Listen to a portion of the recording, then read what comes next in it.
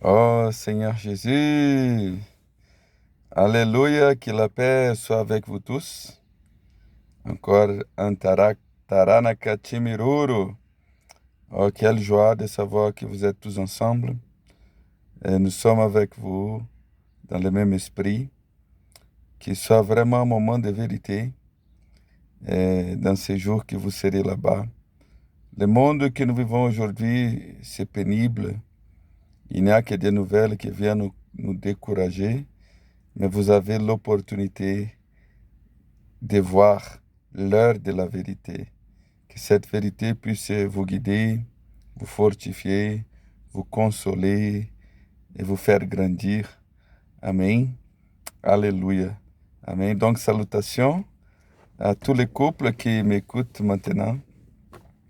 C'est une grande, grande joie. Vous savez que mon cœur, je voudrais être avec vous, mais pour le moment, les frontières sont encore fermées. Mais bientôt que ça s'ouvre, je ferai mon mieux pour aller le plus rapide possible. Si Dieu me permet, visiter toutes les églises. Amen. Alléluia, alléluia, alléluia. Taranaka Timiruru. Amém. Tuliara Timiruru. Oh, Seigneur Jésus. Bon, mon objectif, c'est de partager avec vous, les couples, un message. Oui, je vais vous laisser un message. On va passer par des versets bibliques.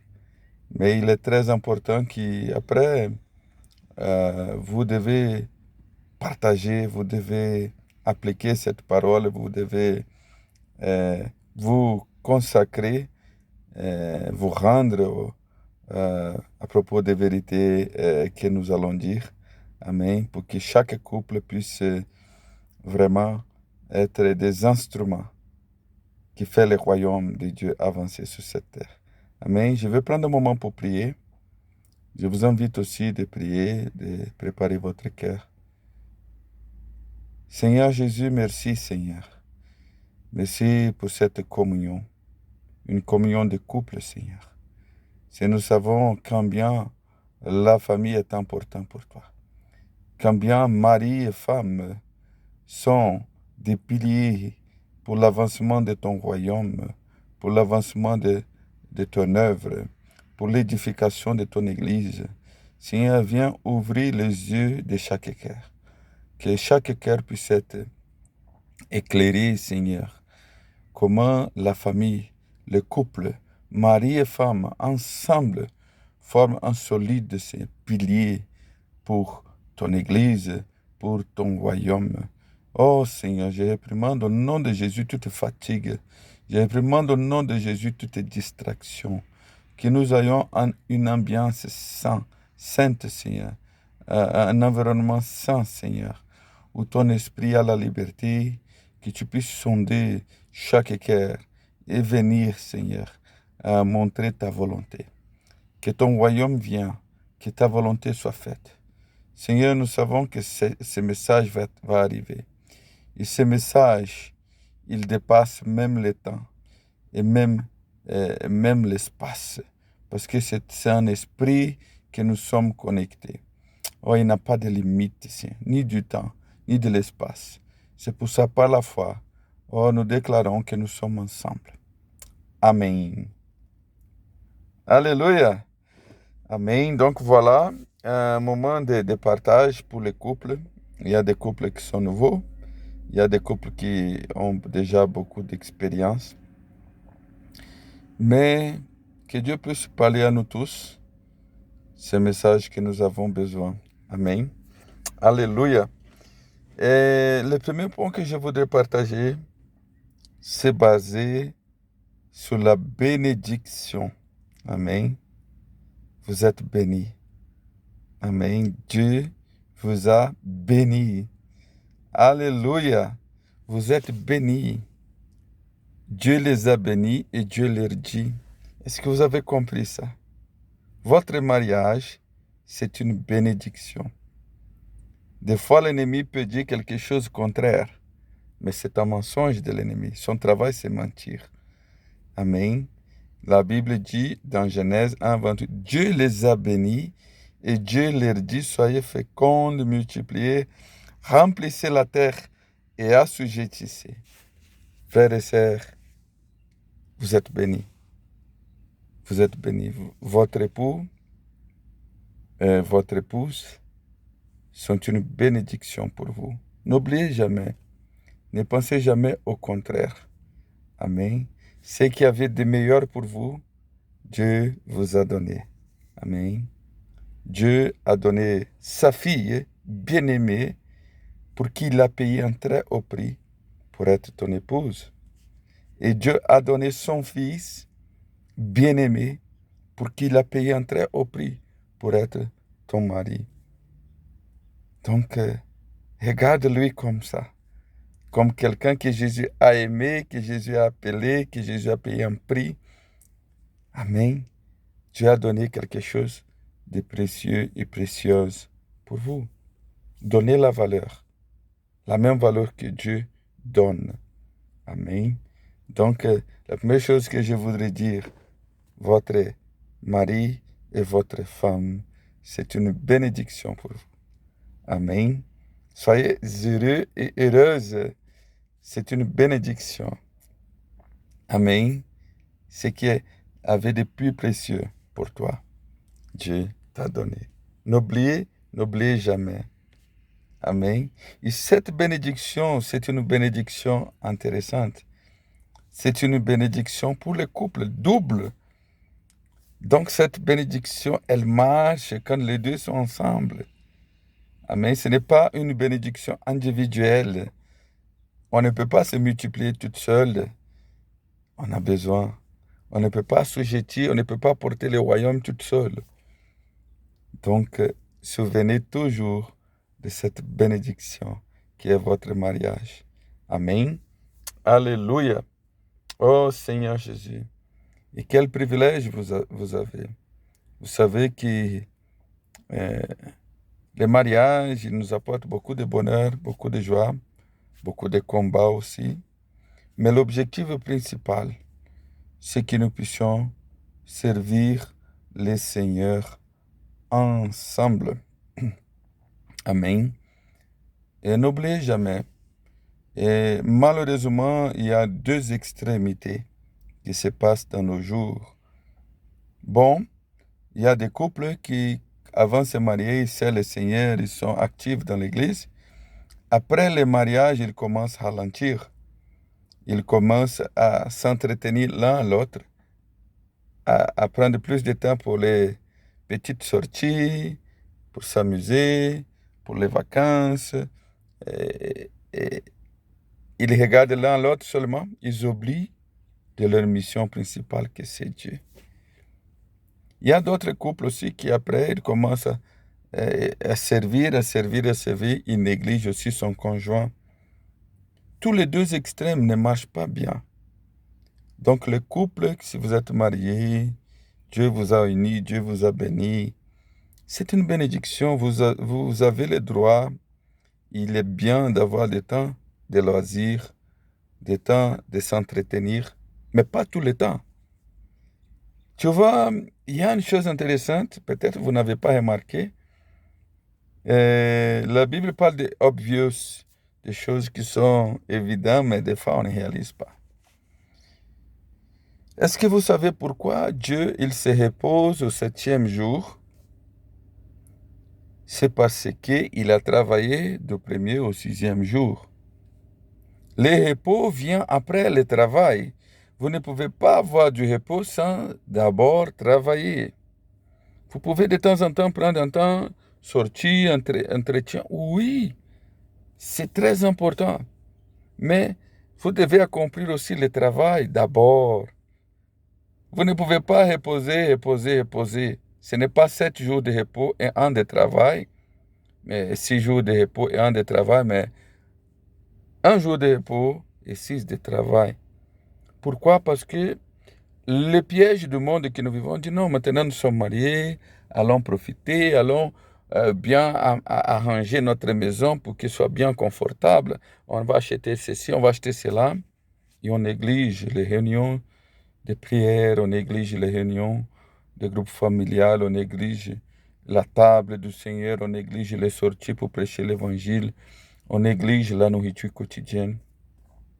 Et ça, c'est un piège de l'ennemi. L'ennemi, la majorité des fois, il ne veut pas te piéger avec un péché, mais il veut te piéger avec quelque chose qui n'est pas un péché, mais c'est un blocage pour qu'on sert Dieu. Donc, couple, veillez l'un sur l'autre. Vous avez une mission ensemble. Vous devez aider l'un l'autre. Il y aura des jours qui un sera encouragé, l'autre démotivé. Ah, mon amour, allons à la réunion. Ah, mais aujourd'hui, je suis fatigué, comme ça. Donc, celui qui est animé, il ne peut pas suivre celui qui est désanimé. Il va convaincre son conjoint à montrer qu'il n'a pas d'autre chemin. Ça sera une bénédiction pour vous. Amen. Et d'autre côté aussi, on ne peut pas seulement, je sors, je donne des temps, je ne fais que veiller des prières, et gauche, droite, et je n'ai pas le temps pour mon épouse. Ça, c'est pas bon aussi. Il faut avoir un équilibre. Il faut servir à Dieu. Il faut servir à Dieu avec un cœur pur. Il faut servir le Seigneur ensemble, c'est le meilleur. Et comme ça, vous aurez une vie équilibrée et l'ennemi n'aura pas d'espace. Vous aurez du repos au temps convenable, des vacances au temps convenable, des petites sorties au temps convenable, mais au temps normal, il faut combattre les bons combats. Donc, je voudrais vous dire, vous demander d'avoir un équilibre. Servez le Seigneur. Ça va garder votre couple. Ne pensez pas que c'est seulement l'entretien qui va vous faire aimer l'un l'autre. C'est Dieu. C'est Dieu qui peut soutenir votre mariage. Ne vous trompez point. Si vous négligez Dieu, si vous retirez Dieu de votre agenda, si vous avez votre propre agenda, où est Dieu? Quelle est sa place? Est-ce qu'il est un invité, tout simplement un invité qui vient de temps en temps, ou il est le Seigneur, ou il est le maître de votre foyer? Donc voilà, c'est ça ce que je voudrais parler. Aussi, vous souvenir à propos de l'amour. Amen. C'est l'amour qui vous a unis. Et c'est l'amour qui va vous maintenir. Souvenez que Dieu est amour. Amen. Et nous devons avoir un ressourcement de cet amour agapé, un amour inconditionnel, un amour qui supporte tout, qui croit tout, qui pardonne tout. La vie de couple, c'est une grande opportunité de pratiquer toute la parole, de pardonner 60 fois 10, 7 fois. 60 fois, 7 fois, 70 fois. Amen. Je pense que mon français c'est très rouillé, mais je crois que l'Esprit va vous transmettre le message. Amen. Donc, l'amour, il espère tout, il croit tout, il pardonne tout.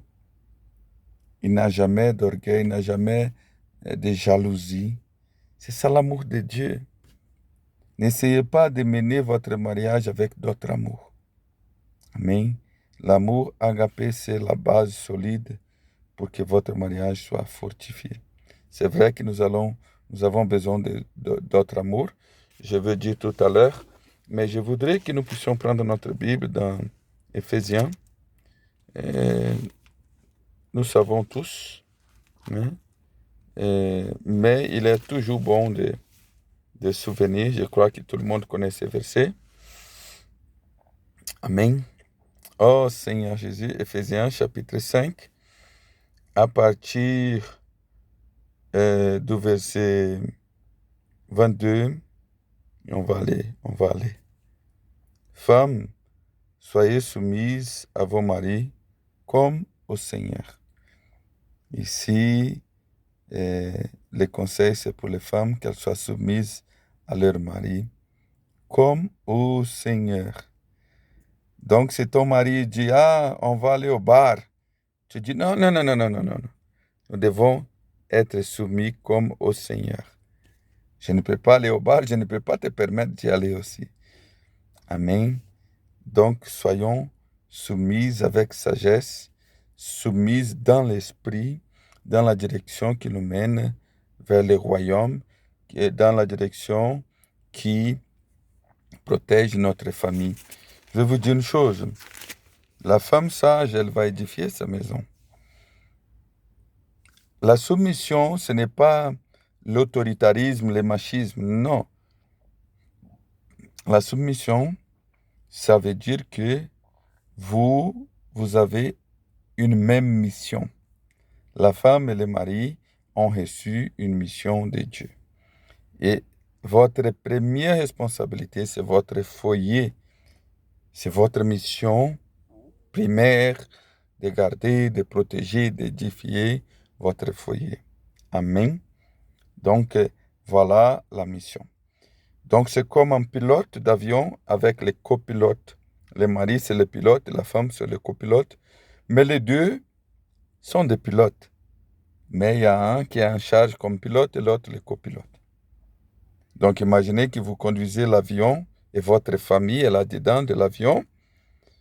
Et le pilote dit non, maintenant, je veux cogner dans une montagne.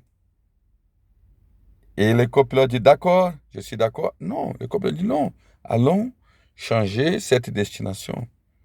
Donc, même quand un mari il prend une décision, non, allons détruire notre mariage, allons seulement dans des fêtes, allons seulement être avec nos maris, nos amis d'anciennes qui n'ont rien à voir avec Dieu. Non. Et tu peux dire non. Si on prend cette direction, notre avion va faire un accident, notre famille sera détruite. Donc, la femme, avec amour, avec respect, doit montrer que l'avion, il a perdu la direction. Il faut le remettre sur la mission principale, primordiale. Amen.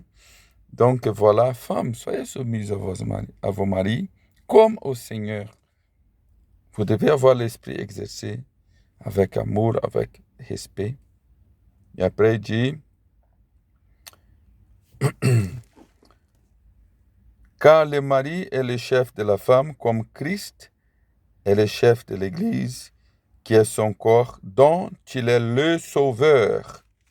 Alléluia.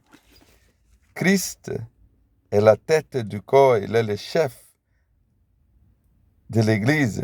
De la même façon, le mari est le chef de la famille, il est le chef de l'épouse. Le chef, ce n'est pas être autoritaire. Hein? Le chef, c'est la tête qui conduit. Amen. Dont il est le sauveur. Marie, quand Jésus viendra, la première personne qu'il va demander à propos de votre foyer, c'est à vous. C'est à Adam qu'il est venu parler. Il n'a pas venu parler avec le serpent d'abord, ni avec Ève. Il a parlé d'Adam. Adam. Qu'est-ce qui s'est passé? C'est Adam. Dieu va demander, Amen. Hasna, qu'est-ce qui s'est passé avec ton foyer? Joël, qu'est-ce qui s'est passé avec ton foyer? Tahir, qu'est-ce qui s'est passé? Yohan, qu'est-ce qui s'est passé? Stéphane, qu'est-ce qui s'est passé? Nous allons répondre devant Dieu. C'est la tête qui est le sauveur du corps. Gardez ça. Amen. La femme, elle a la mission d'aider le foyer à maintenir la bonne route. Et le mari, elle est responsable. Marie, aimez vos femmes comme Christ a aimé l'Église. Amen. Oh Seigneur. Oh, le même 24 dit, oh, le même que l'Église est soumise à Christ, les femmes aussi doivent être soumises à leur mari en toutes choses. Marie, aimez vos femmes comme Christ a aimé l'Église et s'est livré lui-même pour elle. Alléluia.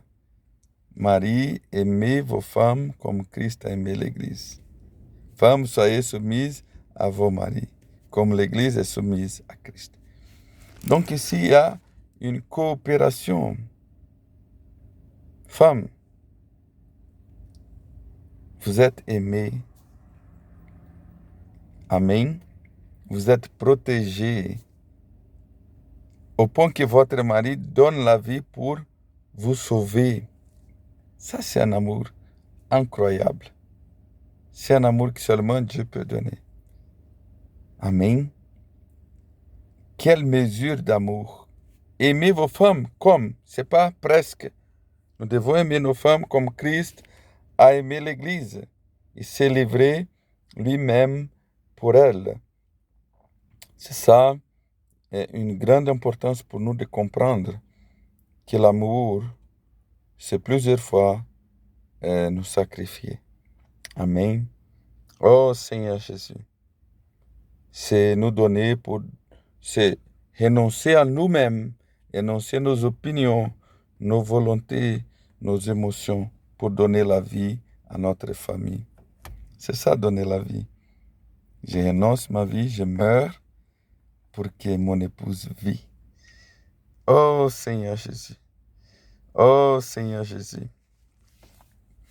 Afin de la sanctifier par la parole après l'avoir purifiée par le baptême d'eau, afin de la faire paraître devant lui cette Église glorieuse, sans tache, ni ride, ni rien de semblable, mais sainte et irrépréhensible.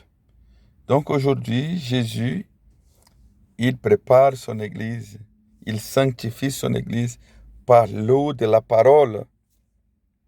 Combien, Marie, vous directionnez la parole pour votre épouse, pour vos enfants, pour votre foyer. Marie, c'est la parole qui peut tout changer.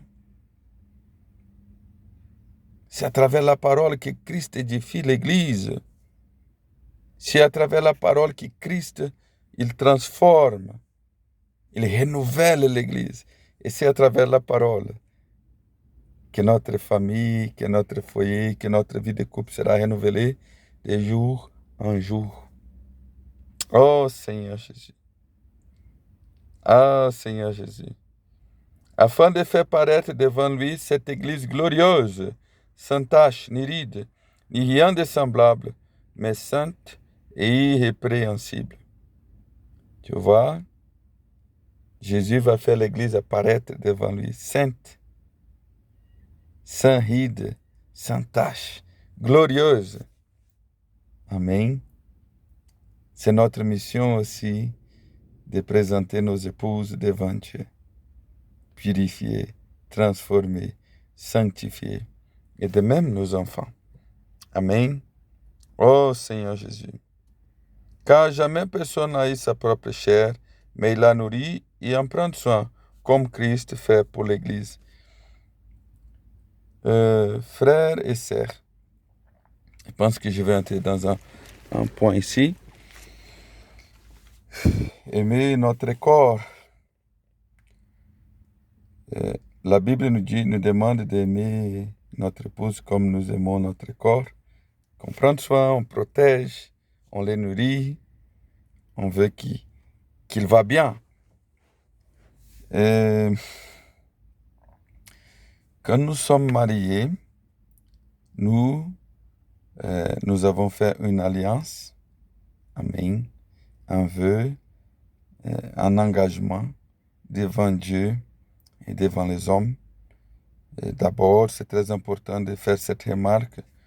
Notre engagement, c'est spirituel devant Dieu. Nous avons fait cet engagement. Et aussi, c'est un engagement au niveau de notre amour, de notre émotion, de notre âme envers l'autre personne.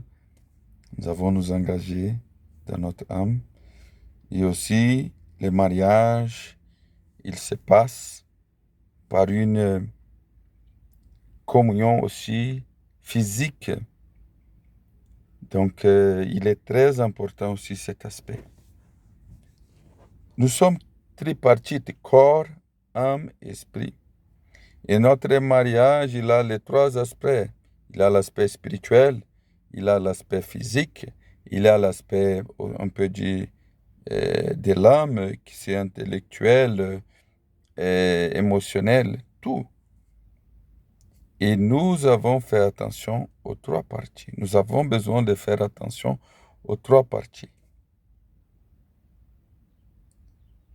Le spirituel, nous avons besoin de, comme nous avons vu, laver par la parole notre relation. Nous avons besoin d'aller devant le Seigneur ensemble, prier ensemble,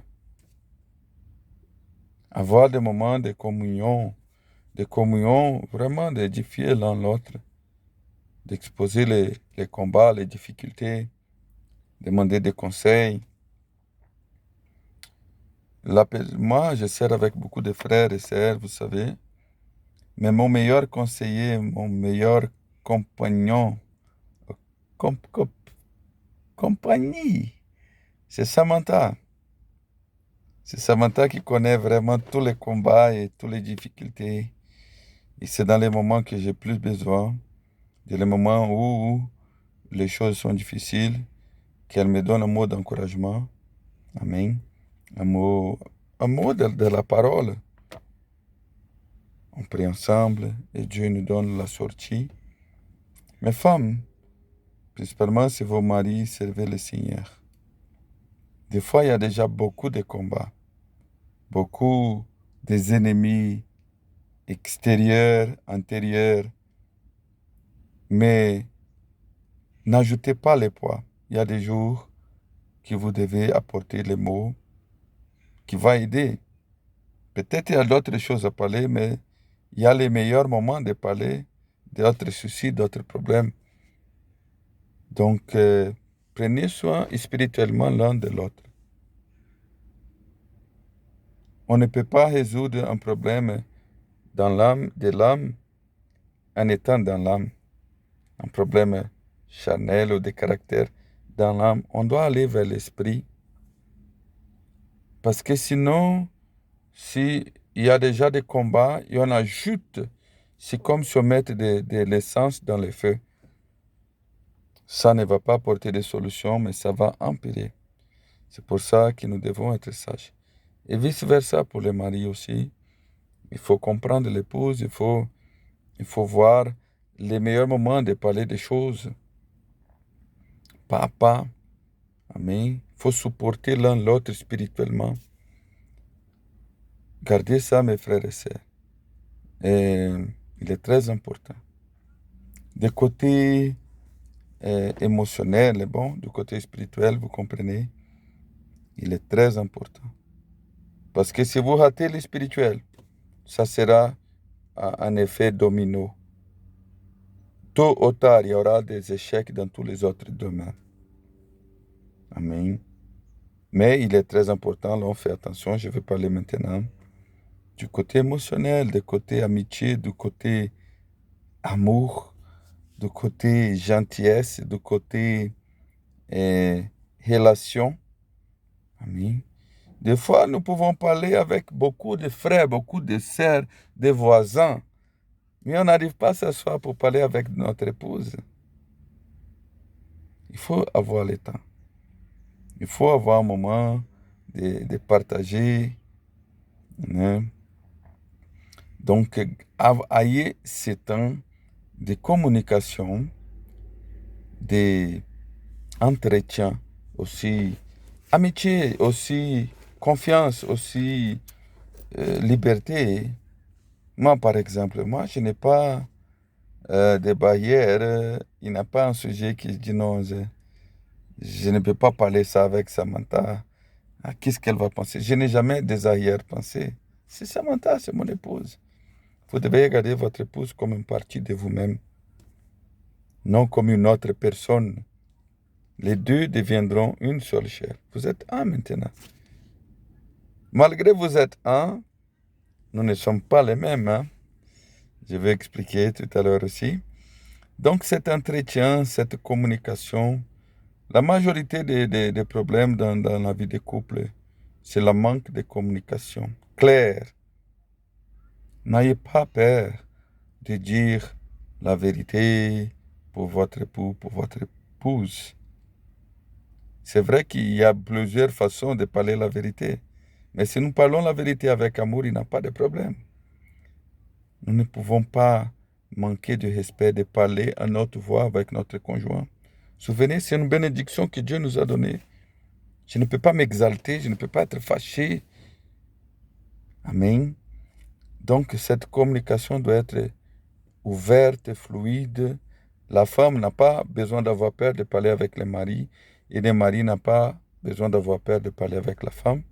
Il faut apprendre à écouter. Les femmes aiment beaucoup parler.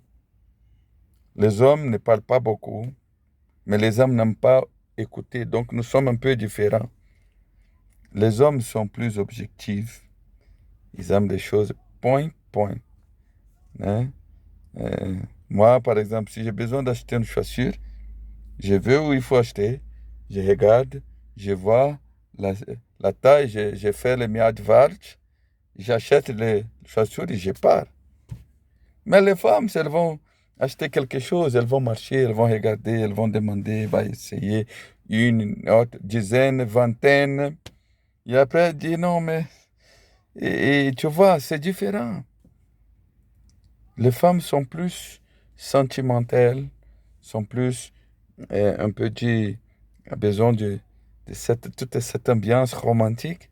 Et les hommes, c'est un peu objectif, un peu direct.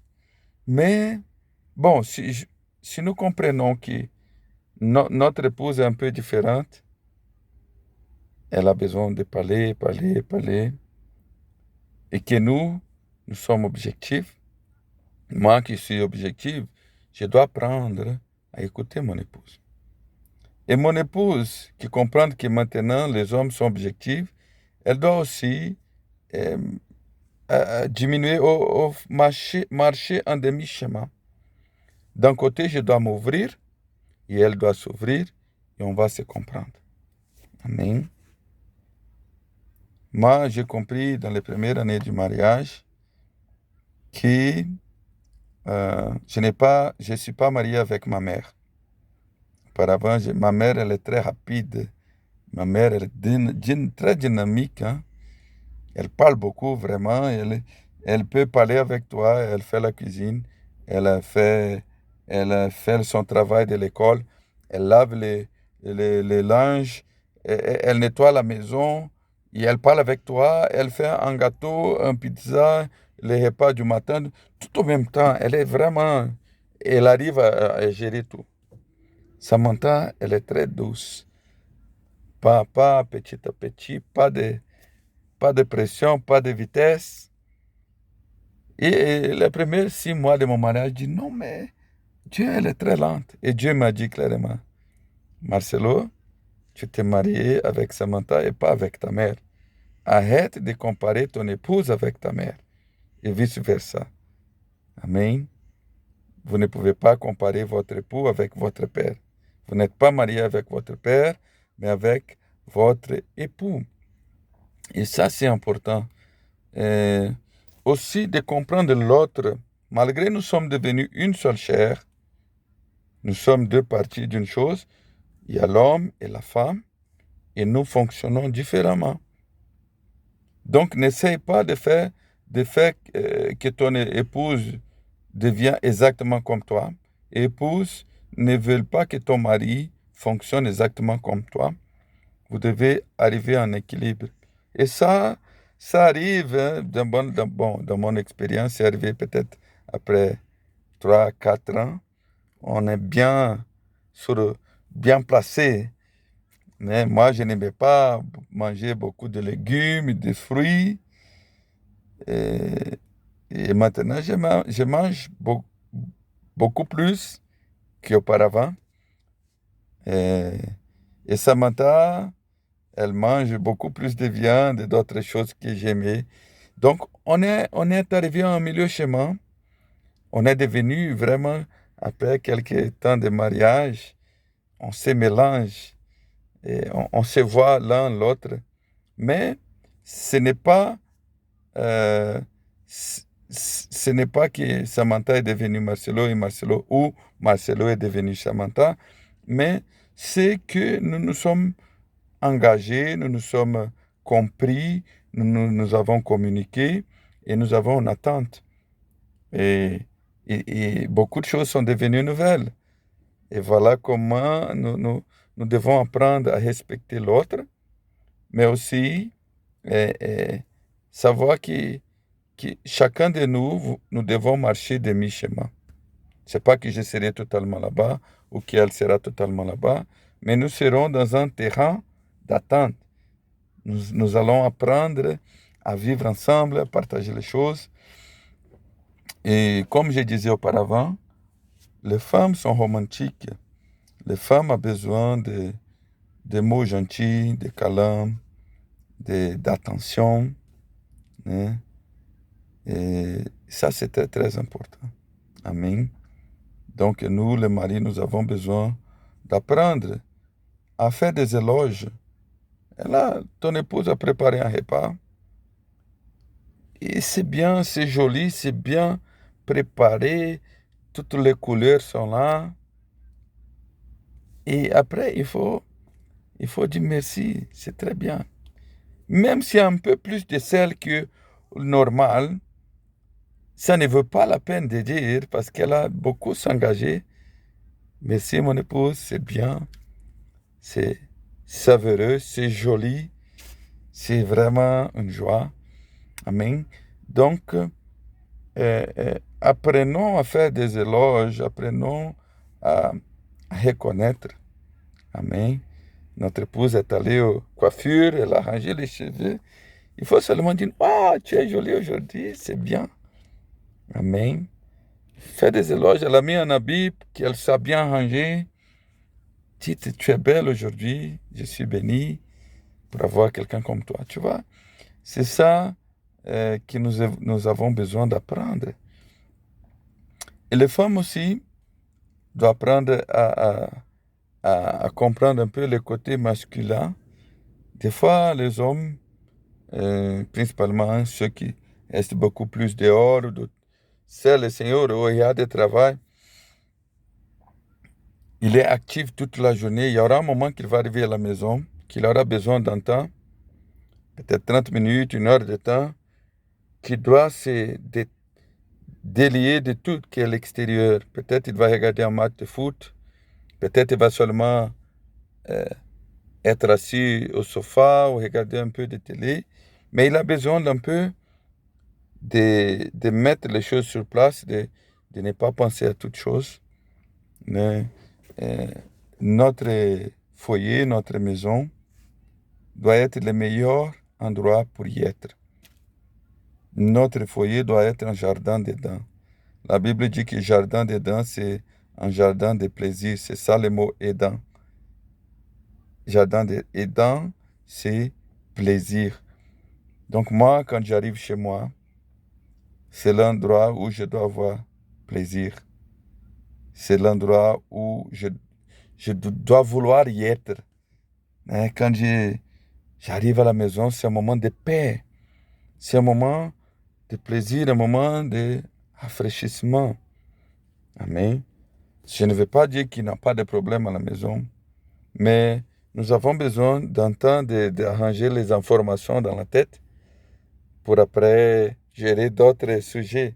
Donc, mes sœurs, apprenez à comprendre votre époux. Et donnez un peu de temps quand il arrive. Quand il passe la porte, ne jetez pas tous les problèmes de l'argent. Ah, il faut payer ça, ça ne marche pas, c'est cassé tel truc, il y a l'école des enfants, c'est ci, c'est là, il y a la voisine a dit c'est pas quoi, papa, papa, papa. Ce n'est pas le bon moment de partager ces choses. Amen. Laisse-lui arriver, laisse-lui se prendre une douche, laisse-lui se reposer après qu'il a mangé. Parce que les hommes, quand ils ont faim, ils commencent à devenir nerveux. Il faut donner quelque chose à manger pour qu'ils se calment. Après qu'il mange, il s'est lavé, il a eu son petit moment de détente. Vous pouvez parler. Donc, il faut être sage. Amen. Et voilà un peu ce que je voudrais dire par rapport aux aspects des relations, de communication. Mais améliorez votre communication. Même communication à propos du travail, du service avec le Seigneur, même des problèmes financiers. Il faut s'ouvrir l'un avec l'autre pour que vous trouviez des solutions ensemble. Amen. Et une autre chose aussi pour les maris, hein, nos épouses, elles aiment bien parler. Des fois, elles vont te faire asseoir, elles vont parler beaucoup de choses. Et c'est pas forcément qu'elles attendent une solution pour chaque chose qu'elle va dire, mais elles veulent que tu sois au courant. Elles veulent que tu sois attentif, qu'elle puisse te parler à toi et qu'elle puisse ouvrir son cœur à toi. Et ces moments, c'est important aussi de donner cette valeur à notre épouse. C'est vrai qu'elle va apprendre à nous donner un peu de temps, un peu un temps vide, un temps que la machine met les choses sur place. Mais aussi, nous devons donner le temps qu'elle puisse ouvrir leur cœur, partager leurs soucis. Amen. Donc, c'est ça le côté de l'âme que nous, comme des couples, nous devons arranger. Donc, le côté spirituel, j'ai parlé. J'ai parlé du côté relation, du côté émotionnel, du côté communication. C'est notre âme. Hein? Amen. Nous sommes différents, mais nous sommes un. Nous sommes un homme et une femme se sont mariés, se sont unis, qui, qui va devenir quelque chose de nouvel. Amen. Une seule chair. Et ça, c'est merveilleux. Et on va grandir ensemble. On va réussir ensemble. Mari et femme, ne jamais parler des choses négatives de votre conjoint. Bénissez toujours. Ne jamais dire, ah, tu es comme ça, là, là, là, là, là. Non. Tu es en train de maudire toi-même. Si ton mari échoue, c'est toi qui as échoué. Si ton épouse échoue, c'est toi qui as échoué. Parce que vous êtes un. Donc, il est très important que nous bénissons, qu'il y a toujours des mots d'encouragement, des mots doux, des mots sages pour dire à notre conjoint. Amen. Et l'autre côté important aussi que les gens négligent aussi, c'est le côté physique du mariage. Donc nous sommes corps, âme, esprit. Et le corps aussi, il a un rôle dans le mariage. Et dans le mariage, c'est où nous avons des relations sexuelles saintes, des relations sexuelles bénies. Parce que hors du mariage, ça c'est un péché. Mais dans le mariage, c'est une bénédiction. Amen. Et nous avons besoin d'avoir une cadence, nous avons besoin d'entretenir ce sujet. Un couple, il ne peut pas rester 3 jours, 4 jours sans s'approcher, non. Par semaine, on doit avoir nos relations. Par exception, quand il ne peut pas, il y a le temps des règles des femmes, mais il est normal que le mariage a aussi cette approche physique, ces câlins-là, cette expression. C'est Dieu qui a fait les relations sexuelles. C'est Dieu qui a fait l'homme. C'est Dieu qui a fait la femme avec les organes sexuels différents qu'ils puissent se connecter. Et dans cette connexion, il y a du plaisir. Et le plaisir doit être mutuel. C'est pas seulement là, mais les deux doivent avoir le plaisir. Et c'est pour ça qu'il est important de parler que nous fonctionnons différents, pas seulement dans les émotions, dans la pensée, mais aussi physiquement. Les hommes, ils ont une satisfaction sexuelle plus rapide et les femmes, elles ont une satisfaction sexuelle qui prend plus du temps. Donc, les hommes doivent apprendre à attendre leur épouse à être satisfaite. Je ne sais pas si vous êtes bien clair ce que je parle là, mais il faut dire pour que vous ayez un mariage béni, les relations sexuelles dans le mariage, c'est une bénédiction. Ce n'est pas un péché. Dieu vous a béni pour faire exactement ça. Quand il a dit soyez fécondes, multipliez, remplissez la terre, comment est-ce que tu penses qu'on va remplir la terre, on va multiplier, être fructueux? C'est comment? En priant seulement? Non, il faut avoir des relations sexuelles. Amen. Et les plaisirs qu'il y a dans la relation sexuelle, c'est Dieu qui a créé. Ce n'est pas le diable. Les relations est aussi pour avoir plaisir. Pour que le couple ait une vie équilibrée, il faut avoir des relations. Il faut avoir des relations sexuelles normalement. On ne peut pas négliger les relations sexuelles dans les mariages. Si vous avez plus de 2 semaines que vous n'avez pas de relation, vous avez un problème. Vous devez vous repentir, vous devez venir chercher d'aide et savoir qu'est-ce qui se passe. En couple, peut-être il peut y avoir une semaine, le moment qu'il y a des règles. Mais le normal, c'est qu'on a cette approche, qu'on a cet amour aussi exprimé physiquement. Excepté si vous êtes dans les jeûnes et dans la prière. Mais une vie de couple normale, on a des relations avec une cadence normale. Et ça aussi, nous devons faire attention de prendre soin de notre corps. Nous avons besoin d'avoir des hygiènes normales, de nous laver correctement, de brosser les dents correctement. Il faut couper les cheveux pour les hommes, la barbe. Il faut être bien rangé parce que quand on est encore des fiancés ou engagés, on se prépare toujours, mettre du parfum, on met un habit qui plaît. Mais après le mariage, c'est comme si on commence à être un peu lâche. Non, maintenant que nous avons tout le temps pour regarder les yeux et dire, ah, je t'aime mon amour, on peut prendre la main. Amen. Donc, ne négligez pas votre corps aussi. Ayez une bonne santé physique aussi, si possible.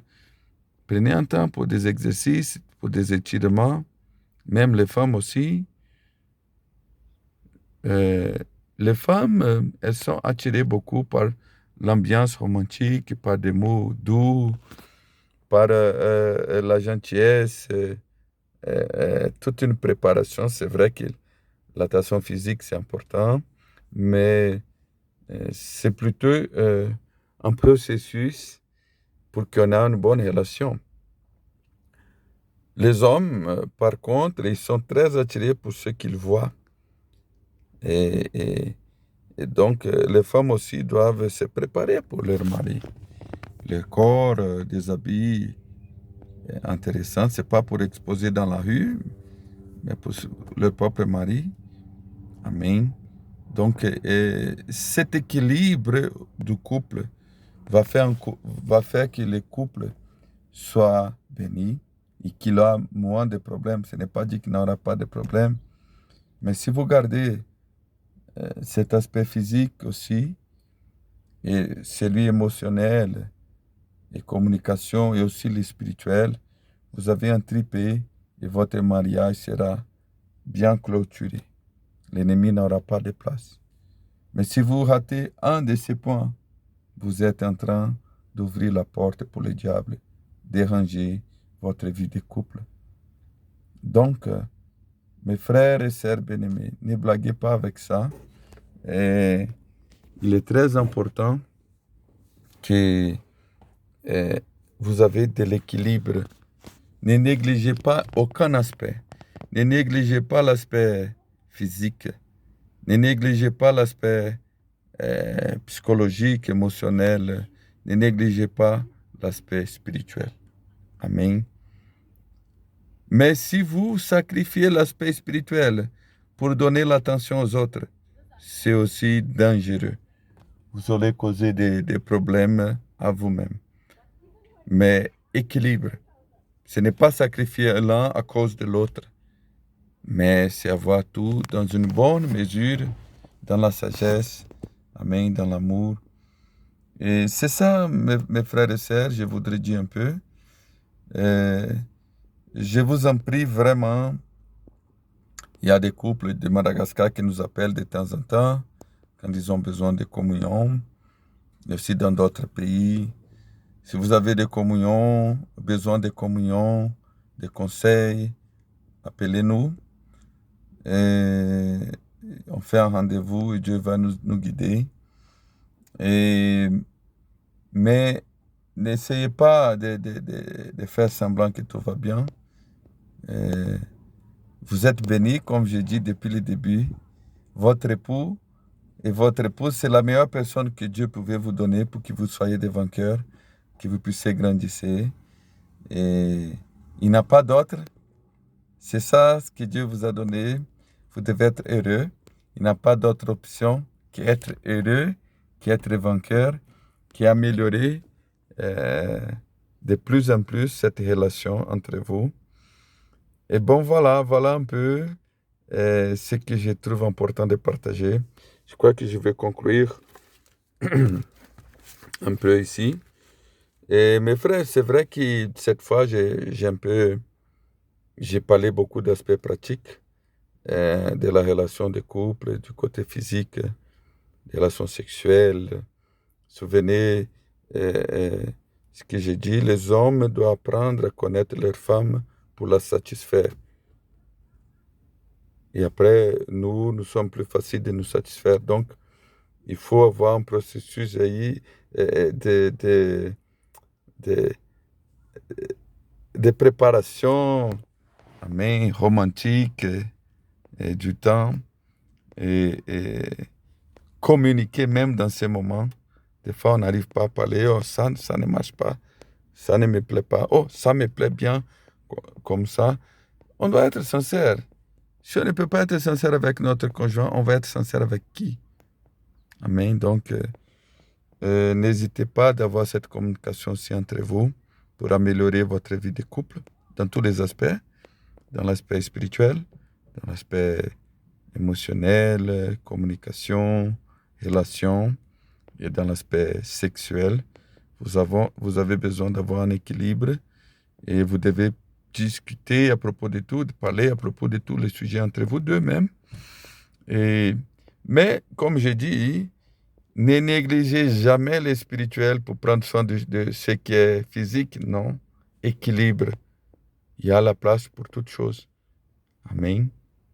Donc, si vous manquez un des tripés, 1 heure, ça va tomber. On ne peut pas tenir. Amen. Donc, je vais lire la fin du verset. Ephésiens 5, 29, 31, 32, 30, 31, 32. Car jamais personne n'a haï sa propre chair, mais il la nourrit, il prend soin, comme Christ le fait pour l'Église, parce que nous sommes membres de son corps. C'est pourquoi l'homme quittera son père et sa mère, et s'attachera à sa femme, et les deux deviendront une seule chair. Ce mystère est grand. Je dis cela par rapport à Christ et à l'Église. Donc les deux deviendront une seule chair, mais il parle de Christ et l'Église. Et notre mission comme couple, nous comme des couples de la vie de l'Église, nous devons exprimer Christ et l'Église sur cette terre. Amen. Donc, ne méprisez pas votre mariage. N'acceptez aucune pensée diabolique de l'ennemi, que ça n'est pas la bonne personne, ou qu'est-ce que je vais faire. Non, il n'a pas cette option. L'option que nous avons, c'est d'être bénis, c'est d'être utile, c'est d'exprimer Christ et l'Église, l'amour que Christ a pour l'Église. Amen. Donc voilà, mes frères et sœurs, je vous bénis au nom de Jésus. Si vous avez aussi des situations, besoin de communion, n'hésitez pas. Et j'espère vous voir personnellement bientôt. Priez pour nous de notre côté aussi.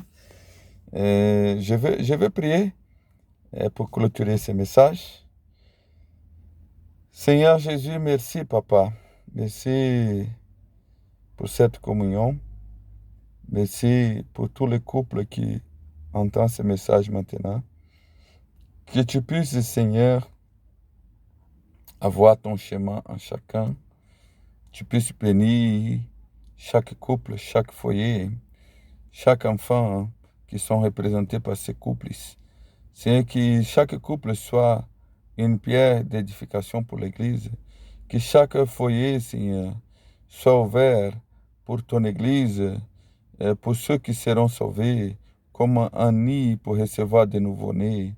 C'est que chaque foyer, Seigneur, puisse rayonner la lumière du royaume, Que tous ceux qui vont visiter ces familles, Seigneur, puissent trouver la vie et la paix et la joie dans le Saint-Esprit. Seigneur, c'est pour ça que je réprimande toute œuvre de malin sur les couples de Madagascar et je lis toute œuvre de bénédiction pour que l'Église à Madagascar, Seigneur, puisse avoir des couples, des familles saines qui vont changer l'histoire de ce pays. Je prie au nom de Jésus. Amen. Alléluia. Que Dieu vous bénisse. À bientôt. Amen.